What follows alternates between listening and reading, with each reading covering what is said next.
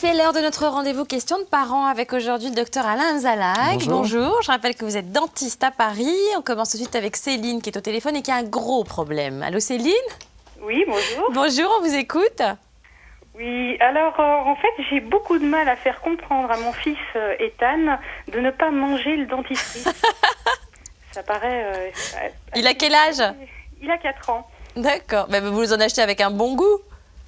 Oui, ben c'est presque le même, c'est même le problème à la limite. Alors docteur? Oui, alors c'est pas trop grave parce que ces dentifrices, à partir du moment où ils sont sans fluor, on dirait on pourrait dire qu'ils sont presque faits pour être avalés. Donc même s'il en avale, c'est absolument pas grave. Il faut absolument s'assurer que ce dentifrice n'inclut pas de fluor. Et il n'y aura aucun problème.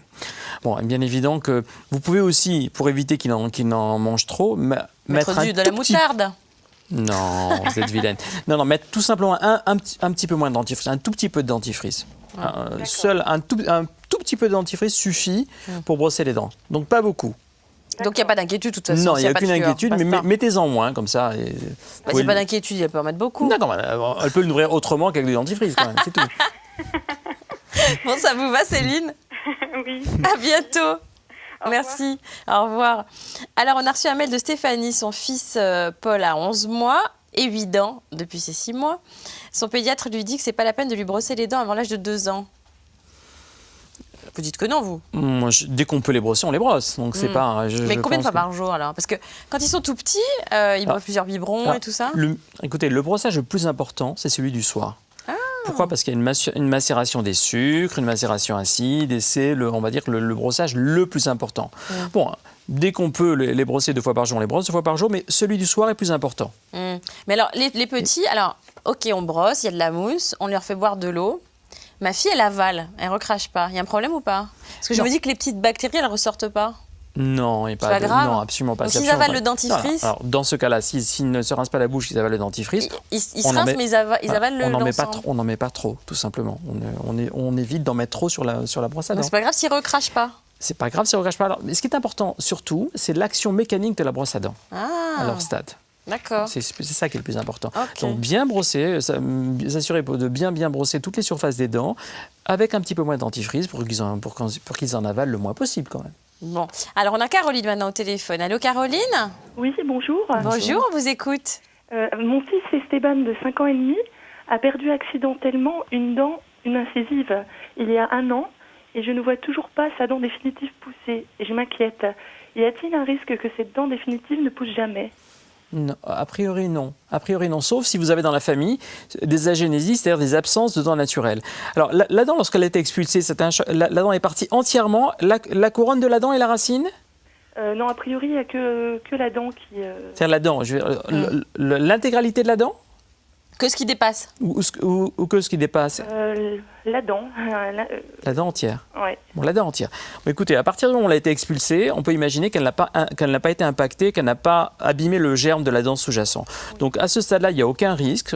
Donc pour le moment, il n'est pas en retard. La dent va forcément pousser dans les semaines, voire plus tard, les mois qui viennent. Pourquoi normalement ça vient à quel âge la dent définitive? 6 ans. Les incisives. C'est 6 ans? Ça commence à tomber à 6 ans? Ça commence à tomber à 6 ans, ça peut être 7 ans. Il n'y a pas vraiment d'inquiétude si jamais on a quelques mois de retard. Voilà. Il a perdu naturellement les 2 dents du bas. Du bas? Oui. Mais elles sont déjà remplacées?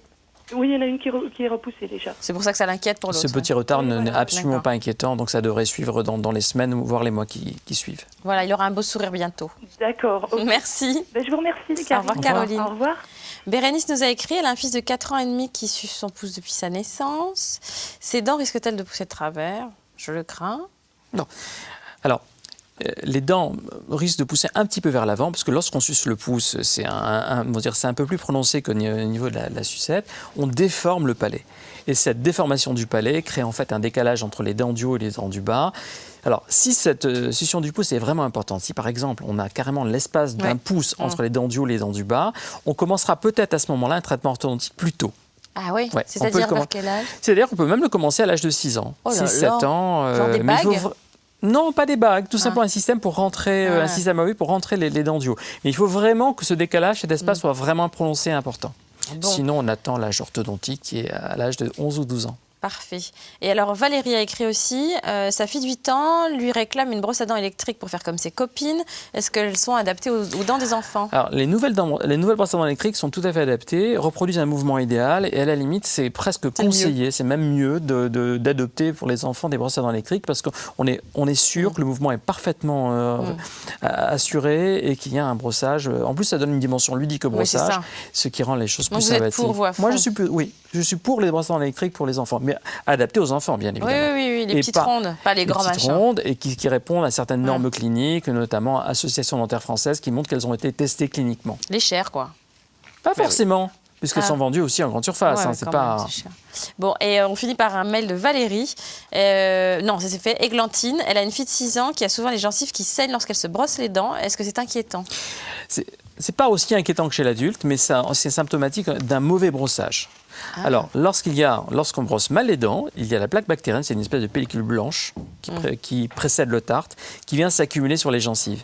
Et ça entretient un phénomène inflammatoire au niveau des gencives. Donc, le seul moyen de supprimer ce saignement, c'est de faire un nettoyage, donc d'amener l'enfant chez le dentiste, qui fera un mini détartrage, un détartrage adapté aux enfants, et en supprimant toute la plaque bactérienne, on assainit et on supprime le saignement. Par contre, à partir de ce moment-là, il faut que le brossage des dents soit parfaitement assuré le matin et le soir, à midi si on peut, mais en tout cas, veiller à ce que ce brossage soit fait dans des règles rigoureuses. Je ne sais pas si c'est tous les gens qui vous croisent, mais à vous entendre, on fait comme ça, on a un peu mal aux dents. Peut-être que je réveille quelques... Merci beaucoup, docteur Alain Amzalag. On vous retrouve lundi dans 10 jours pour de nouvelles questions. Avec plaisir. Alors après la pub, on n'est pas que des parents. En fin d'émission, dans notre séquence Les pieds sous la table, aujourd'hui, on va retrouver Elena, Marietta et Wari, le prof de gym.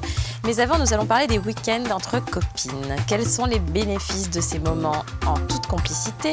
Comment convaincre son conjoint qu'il n'y a pas péril en la demeure? Réponse après la pub.